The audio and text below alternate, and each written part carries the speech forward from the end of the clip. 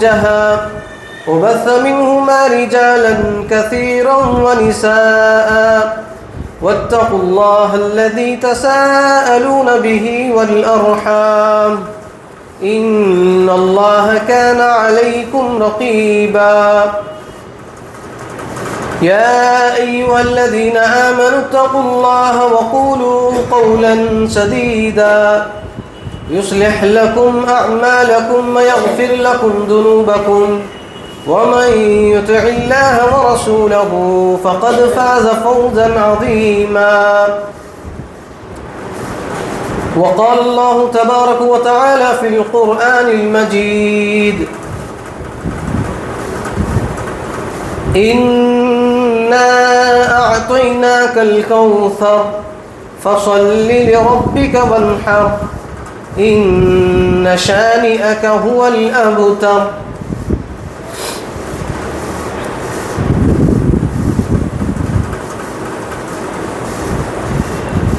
وقال الله تبارك وتعالى في القرآن المجيد قال رب اشرح لي صدري ويسر لي أمري واحلل عقدة من لساني يفقهوا قولي رب زدني علما رب زدني علما رب زدني علما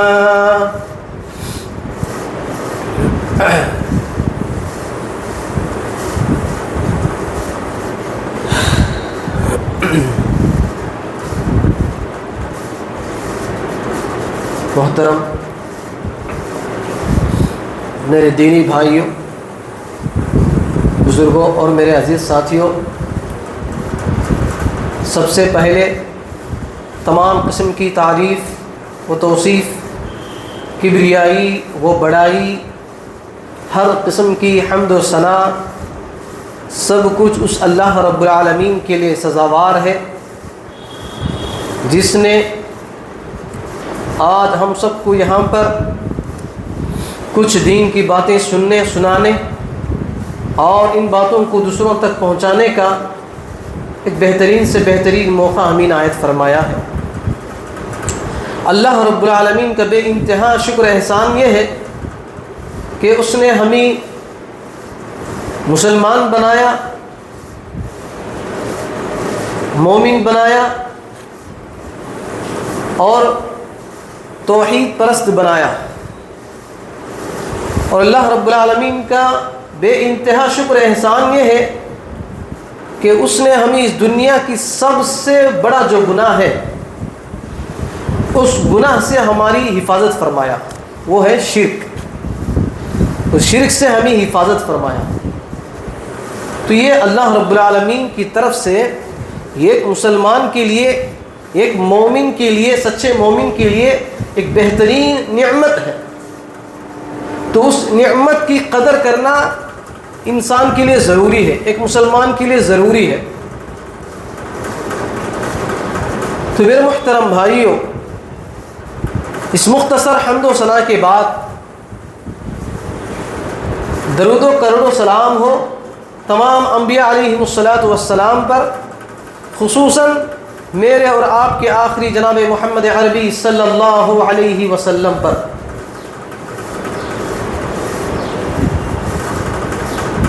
محترم حاضرین، آج میں آپ لوگوں کے سامنے معاشرے کے اندر مسلمانوں میں، مسلمانوں کے گھرانوں میں، مسلمانوں کے محلوں میں بہت ساری بدعات، بہت ساری رسم و رواج، بہت ساری بداعمالیاں، بہت ساری بد عقیدہ، بہت ساری غلط نظریات، غلط خیالات مسلمانوں کے اندر پائے جاتے ہیں، جو کہ بالکل شریعت کے خلاف ہے، قرآن اور حدیث سے بالکل خلاف ہے۔ مسلمان ہیں لیکن ان کی پوری زندگی शरीयत से हट कर वो अपनी ज़िंदगी गुजार रहे हैं, इस्लाम से हट कर, कुरान और हदीस से हट कर, अल्लाह और उसके रसूल की इताअत व फरमा बरदारी से हट कर अपनी ज़िंदगी गुजार रहे हैं,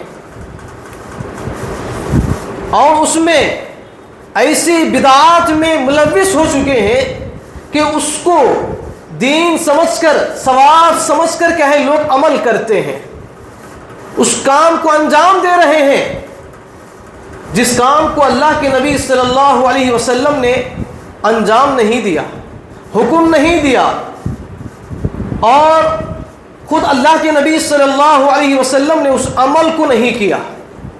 ऐसे बहुत सारे आमाल हैं, बहुत सारी ऐसी बिदात हैं जो लोगों के अंदर, मुसलमानों के अंदर, मोमिनों के अंदर पाए जाते हैं। उन्हीं बिदात में से बहुत सारी बिदात हैं जो ख़ास तौर पर इस महीने के अंदर 12 रबीउल अव्वल को अल्लाह के नबी सल्लल्लाहु अलैहि वसल्लम की पैदाइश के तौर पर लोग जश्न मनाते हैं, ईद के तौर पर मनाते हैं। तो उसी बिदात के बारे में आज हम कुरान और हदीस की मीज़ान में इसको तोलने की हमें कोशिश करेंगे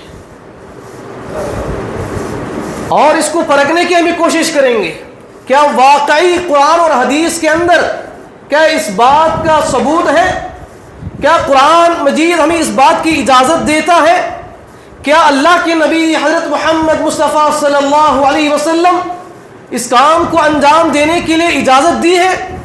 इन तमाम चीज़ों के बारे में इंशाअल्लाह आज आपके सामने कुरान और हदीस की रोशनी में आपके सामने मैं रखने की कोशिश करूँगा। सबसे पहली चीज़ ये है मेरे मोहतरम भाइयों, मुआशरे के अंदर बहुत सारी इख्तिलाफात, बहुत सारे मसाइल, बहुत सारी ऐसे आमाल हैं जो इख्तिलाफी मसाइल हैं, फसादी मसाइल हैं। उन तमाम चीज़ों को हल करने का एक उसूल अल्लाह रब्बुल आलमीन ने कुरान मजीद के अंदर बयान किया है। एक उसूल नहीं, बहुत सारे उसूल कहे अल्लाह रब्बुल आलमीन ने कुरान मजीद के अंदर बयान किया है कि मुआशरे के अंदर जहाँ पर भी फितना फसाद होता है,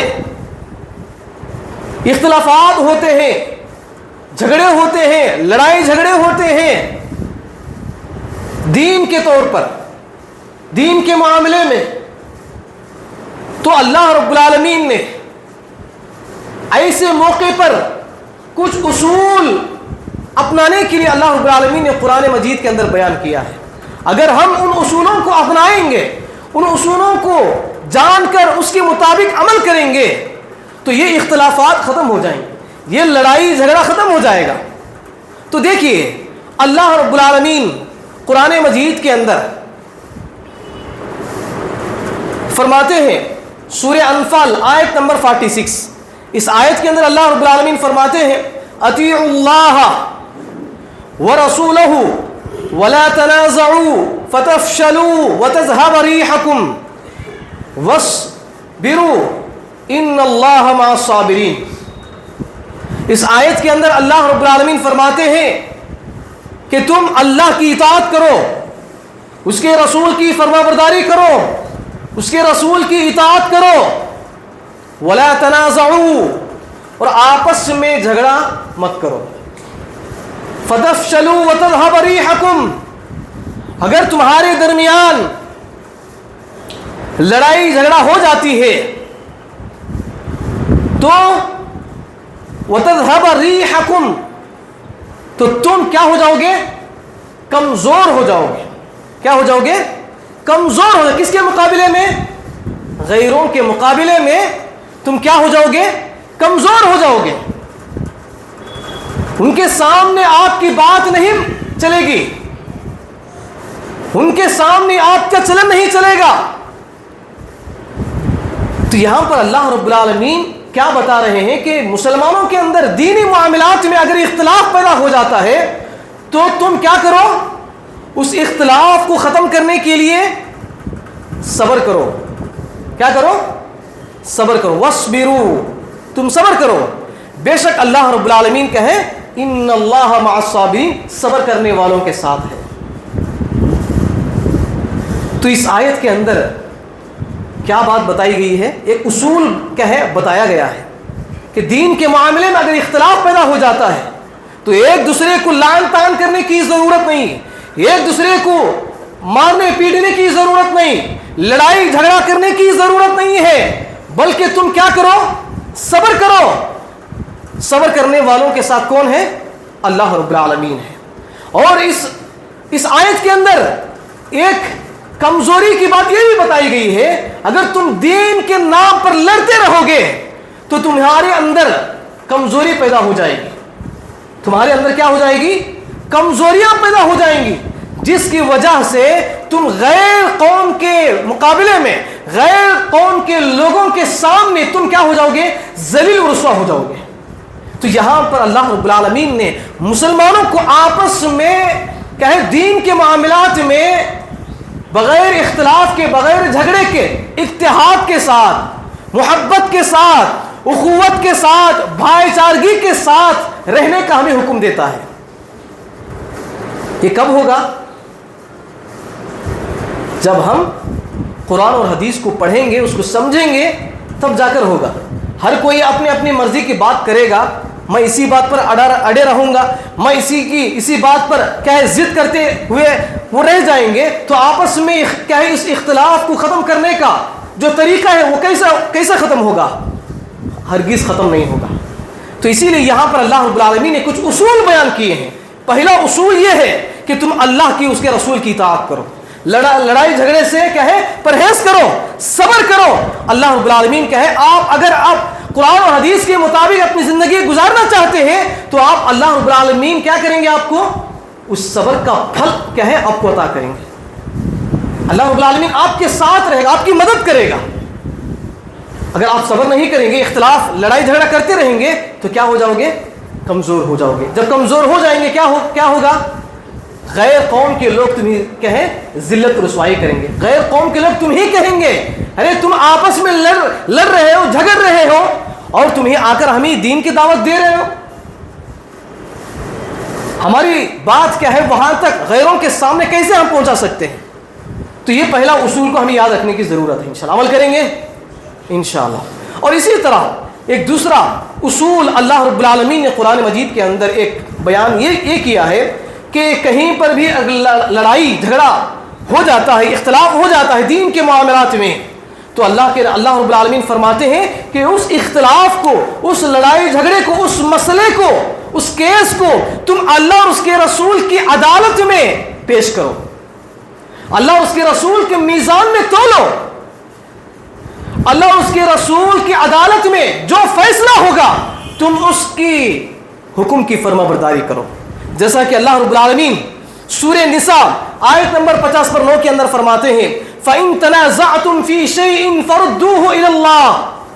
دیکھیے یہاں پر اللہ رب العالمین فرماتے ہیں فَإِن تَنَازَعْتُمْ، اگر تمہارے درمیان اختلاف پیدا ہو جائے، لڑائی جھگڑا ہو جائے، کسی بھی معاملات میں ہو، کسی بھی معاملات میں، تو تم اس کو کیا کرو؟ فَرُدُّوهُ إِلَى اللَّهِ وَالرَّسُولِ، کہ تم اس چیز کو، اس اختلاف کو، اس فتنے کو، اس جھگڑے کو تم اللہ اور اس کے رسول کی طرف لوٹاؤ، اور اللہ اور اس کے رسول کیا کہیں گے اس کے مطابق تم کیا کرو؟ اس لڑائی جھگڑے کو ختم کر دو۔ یہ اصول بیان کیا گیا ہے۔ یہاں پر اللہ رب العالمین نے اور ایک بات بھی کہا، شرط لگائی۔ کس بات کا؟ اگر تم واقعی مومن ہو، واقعی اگر تم ایمان والے ہو، یوم جزا کے دن کا ایمان رکھتے ہو کہ کل قیامت کے دن اللہ رب العالمین ہمیں جزا و سزا کا معاملہ ہمارے ساتھ کیا جائے گا، اگر آپ کا یہ ایمان ہے تو آپ کے لیے ضروری ہے کہ آپس کی جو اختلافات ہیں ان چیزوں کو تم کیا کرو؟ اللہ اور اس کے رسول کی طرف لوٹاؤ۔ کسی بھی معاملات میں، کسی بھی معاملات میں عمل کریں گے میرے بھائی۔ یہ دوسرا اصول بیان کیا گیا ہے۔ اور اسی طرح ایک تیسرا اصول یہ بھی بیان کیا اللہ رب العالمین نے کہ جب اللہ اور اس کے رسول کی بات آ جاتی ہے کسی بھی معاملات میں، چاہے لڑائی جھگڑے کے موقع پر ہو، چاہے محبت کے موقع پر ہو، چاہے وہ کسی بھی معاملات میں، اللہ اور اس کے رسول کا حکم، فرما برداری، اطاعت جب سامنے آ جاتی ہے تو اس کو بلا چور چرا کیا ہے، اس کو مان لینا چاہیے، ضد نہیں کرنا چاہیے، انکار نہیں کرنا چاہیے۔ یہ اصول بیان کیا گیا ہے، یہ اصول کیا ہے، بیان کیا گیا ہے۔ دیکھیے اللہ رب العالمین فرماتے ہیں فَلَا وَرَبِّكَ لَا يُؤْمِنُونَ حَتَّى يُحَكِّمُوكَ فِي مَا شَجَرَ بَيْنَهُمْ ثُمَّ لَا يَجِدُوا فِي أَنفُسِهِمْ حَرَجًا مِمَّا قَضَيْتَ وَيُسَلِّمُوا تَسْلِيمًا۔ سورہ نساء آیت نمبر 65۔ اس آیت کے اندر اللہ رب العالمین فرماتے ہیں، اس آیت کے اندر اللہ رب العالمین نے اپنی ذات کی قسم کھائی، اپنی ذات، یعنی اللہ کے نبی صلی اللہ علیہ وسلم سے مخاطب ہو کر کہتے ہیں اے محمد صلی اللہ علیہ وسلم، تمہارے رب کی قسم ہے۔ تمہارے رب کی قسم کون ہے؟ اللہ رب العالمین۔ اللہ رب العالمین خود اپنی ذات کی قسم کھا کر، تو اس بات کی یہاں پر اتنی آپ کو معلوم ہونا چاہیے کہ اللہ رب العالمین جب قرآن مجید کے اندر کسی بھی چیز کی قسم کھاتا ہے تو اس چیز کی عظمت، اس چیز کی قدر و منزلت بہت بڑھ جاتی ہے، بہت بڑا ہے۔ تو اسی لیے یہاں پر اللہ رب العالمین نے اپنی ذات کا قسم کھا کر محمد صلی اللہ علیہ وسلم سے مخاطب ہو کر کہتے ہیں فَلَا وَرَبِّكَ لَا يُؤْمِنُونَ حَتَّى يُحَكِّمُوكَ، کہ اے محمد صلی اللہ علیہ وسلم، کوئی بھی شخص اس وقت تک مومن نہیں ہو سکتا جبکہ اپنے آپسی اختلافات میں آپ کو فیصلہ کرنے والا نہ مان لے۔ یعنی کسی بھی معاملات میں آپ میں اختلاف ہو جاتا ہے تو آپ کو کیا کرنا چاہیے؟ اللہ اور اس کے رسول کی طرف کیا ہے، ہمیں اس کو لوٹانا چاہیے۔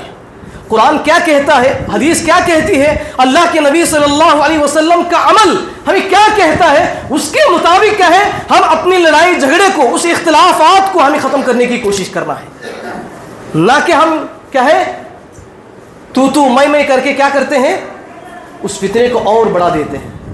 تو یہاں پر کیا ہے، یہ اصول کیا ہے بیان کیا گیا ہے، جب اللہ اور اس کے رسول کی بات آ جاتی ہے تو تمہارے اندر کوئی اختیار نہیں ہے، کوئی اختیار نہیں ہے، تمہیں چاہے پسند ہو یا نہ پسند ہو، اللہ اور اس کے رسول کی بات آ جاتی ہے تو اس بات کو ماننا ضروری ہے، تمہارے اوپر فرض ہے، لازم ہے۔ اگر تم اللہ اور اس کے رسول کی بات آ جانے کے بعد بھی اگر تمہارے دل میں تنگی محسوس ہوتی ہے، تنگی مطلب تم اس چیز کو پسند نہیں کرتے ہو، تو اللہ رب العالمین کہتے ہیں لا یؤمنون، تم مومن نہیں ہو۔ کتنی بڑی بات کہی اللہ رب العالمین، کیا کہا اللہ رب العالمین نے، تم مومن نہیں ہو، اس لیے کہ میرے نبی کی بات کو تم نے قدر نہیں کی، میرے نبی کی بات پر تم نے کیا ہے نہیں مانا، ناراضگی تم نے اختیار کی، ناپسندگی تم نے اختیار کی، اس لیے تم مومن نہیں ہو۔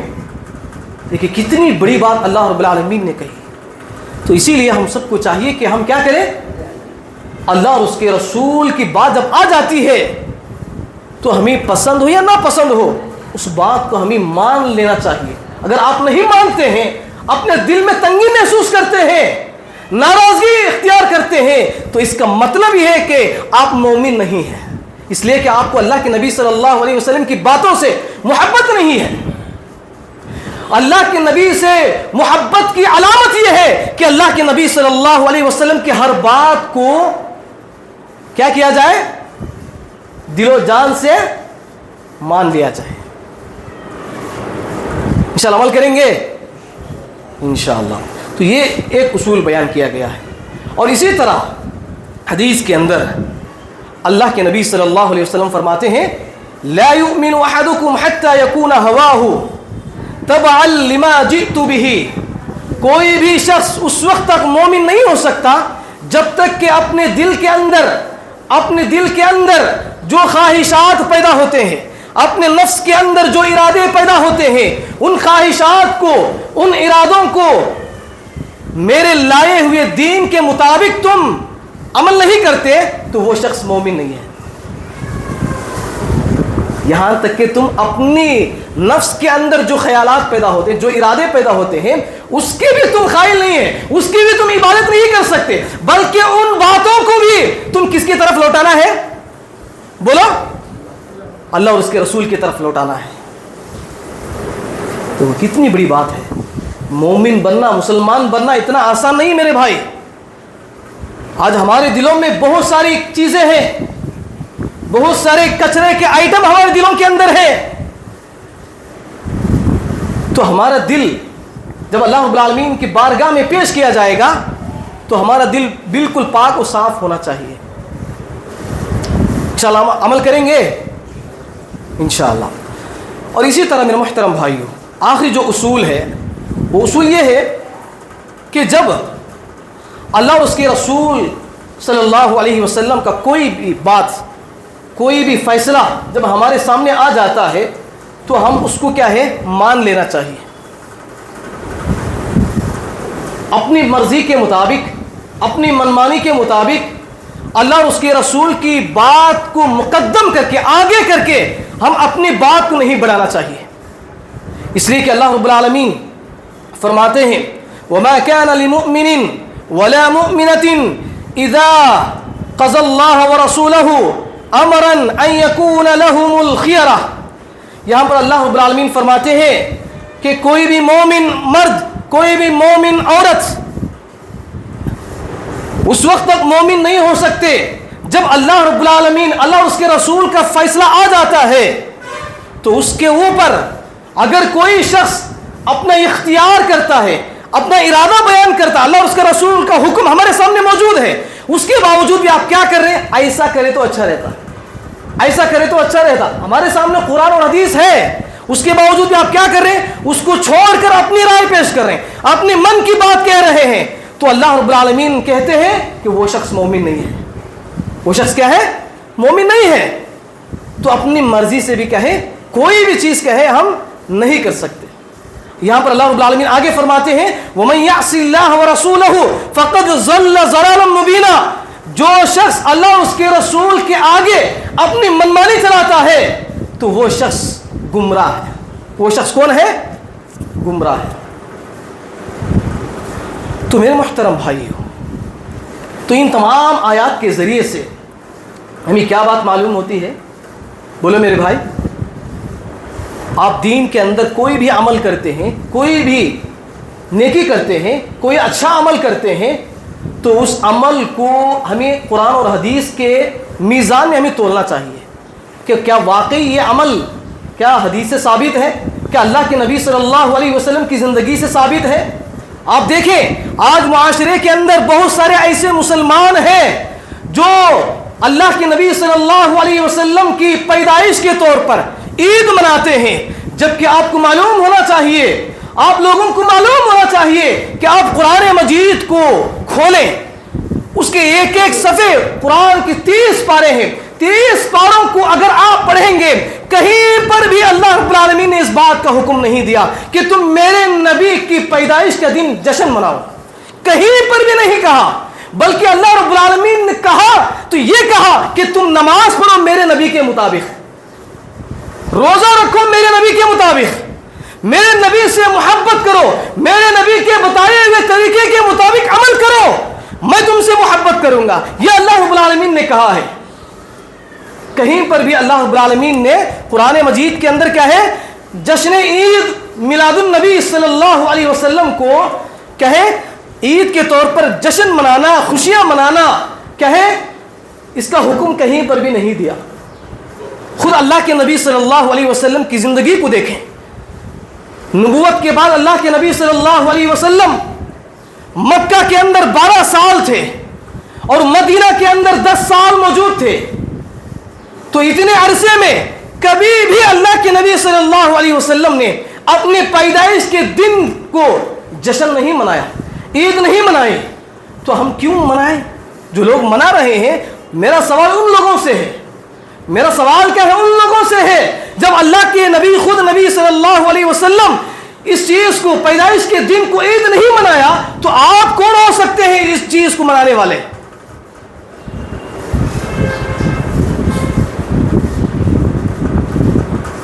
تو دیکھیے میرے محترم بھائی, اتنا ہی نہیں, اگر آپ ہم کہیں صحابہ اکرام رضوان اللہ اجمعین, تابعین, تابعین اور جو ائمہ اربعہ ہیں, ان کی زندگیوں کو اگر ہم دیکھیں گے इनकी जिंदगियों का अगर हम मुताला करेंगे तो उनकी जिंदगियों में भी कहीं पर भी हमें इसका सबूत नहीं मिलता।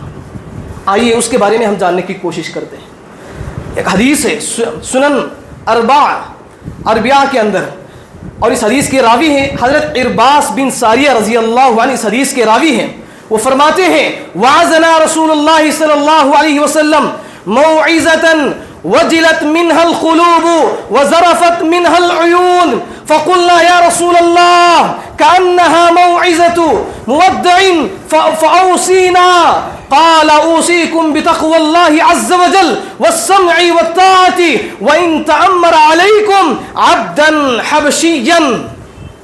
ये बहुत लंबी हदीस है, मैंने आपके सामने क्या है 2-3 लाइन मैंने क्या है पढ़ा है। इस हदीस के अंदर सहाबा इकराम रिज़वानुल्लाहि अजमाइन अल्लाह के नबी सल्लल्लाहु अलैहि वसल्लम की खिदमत में बैठे हुए थे, और अल्लाह के नबी सल्लल्लाहु अलैहि वसल्लम सहाबा इकराम को इस तरह से नसीहत कर रहे थे।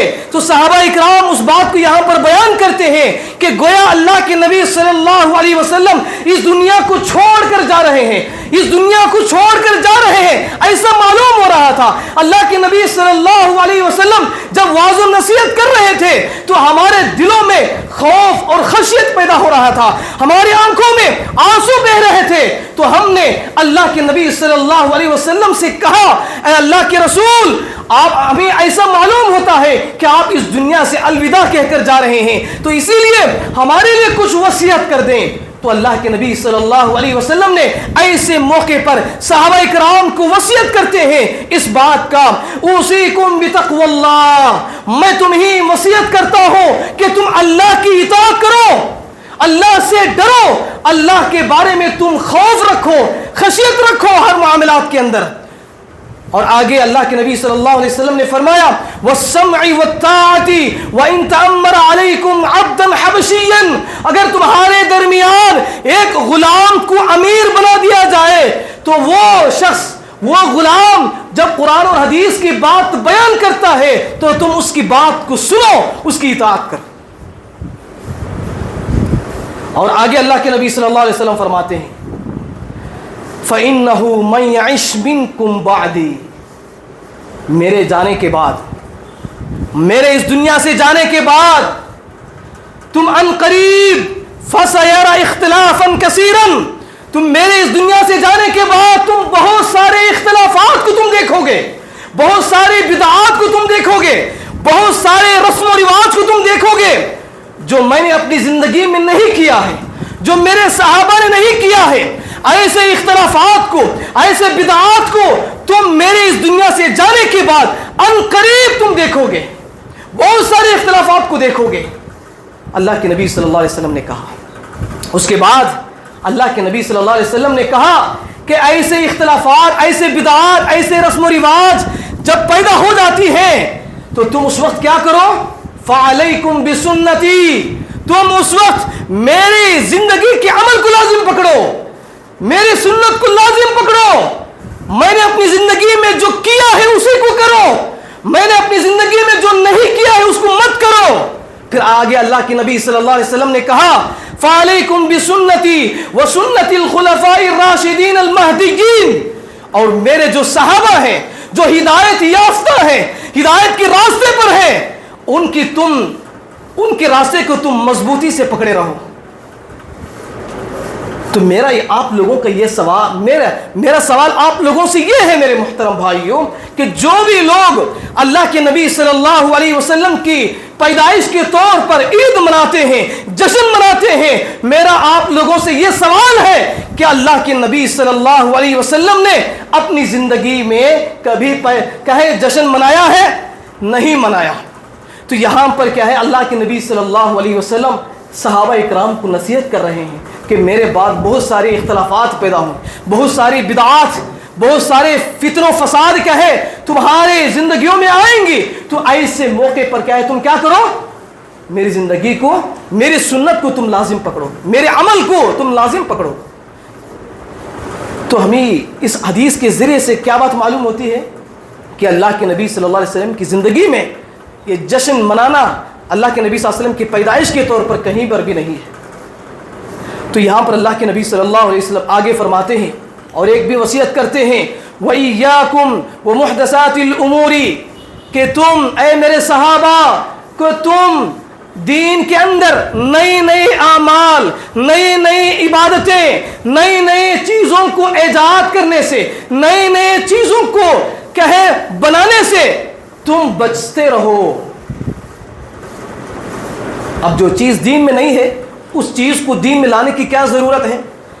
یہاں پر وصیت کر رہے اپنے صحابہ کو اللہ کے نبی صلی اللہ علیہ وسلم، دین مکمل ہو چکا ہے، دین مکمل ہو چکا ہے، اور اس دین میں کوئی بھی چیز داخل کرنے کی ضرورت نہیں ہے۔ اللہ کے نبی صلی اللہ علیہ وسلم صحابہ اکرام کو وصیت کر رہے ہیں۔ تو یہ جشن منانا اللہ کے نبی صلی اللہ علیہ وسلم کی پیدائش کے طور پر یہ دین میں ایک نئی چیز کو ایڈ کرنے کے برابر ہے۔ تو یہاں پر یہ بات کہ لوگ ثابت کر رہے ہیں کہ دین ابھی مکمل نہیں ہوا ہے۔ نعوذ باللہ، دین مکمل ہو چکا ہے میرے محترم بھائی، دین مکمل ہو چکا ہے۔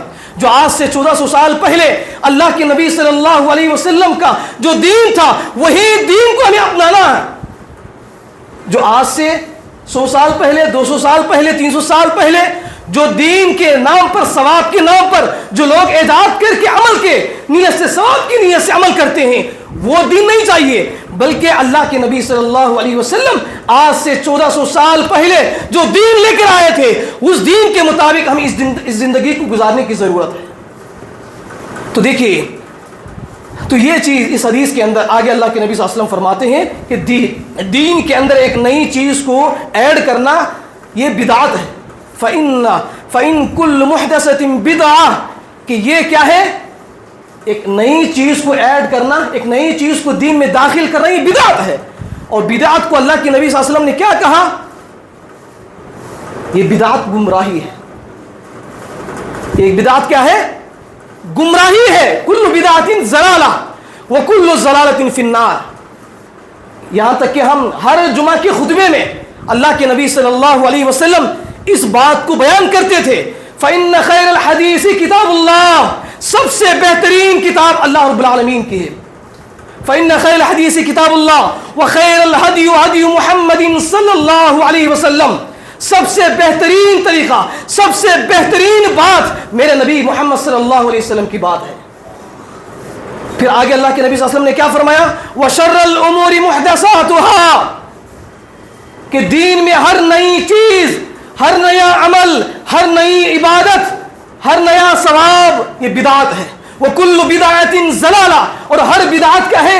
آپ کو گمراہی کی طرف لے کر جاتا ہے۔ وَكُلُّ ضَلَالَةٍ فِي النَّارِ اور یہ گمراہی آپ کو آگ میں ڈالنے تک ہے، آپ کو ساتھ لے کر جاتا ہے۔ وَكُلُّ ضَلَالَةٍ فِي النَّارِ تو اسی لیے میرے محترم بھائی، ہمیں ضرورت ہے کہ آج ہمارے مسلمانوں کے گھروں کے اندر جو بدعات، رسم و رواج ہمارے گھروں کے اندر پائے جاتے ہیں جو دین سے بالکل ہٹ کر ہے، تو ان چیزوں سے ہمیں دور رہنے کی ضرورت ہے۔ ہم اصل جو دین ہے اس دین کو ہمیں پہچاننے کی ضرورت ہے، اس دین کو ہم جاننے کی ضرورت ہے، اس دین کے مطابق عمل کرنے کی ضرورت ہے۔ انشاءاللہ عمل کریں گے میرے بھائی، انشاءاللہ۔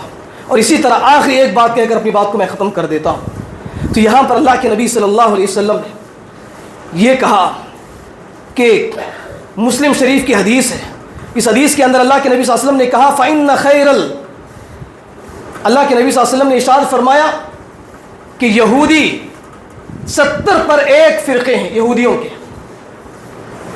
اور عیسائیوں کے 70 پر 2 فرقے ہیں، اور میری امت کے اللہ کے نبی صلی اللہ علیہ وسلم کہہ رہے ہیں میری امت کے 70 پر 3 فرقے ہوں گے۔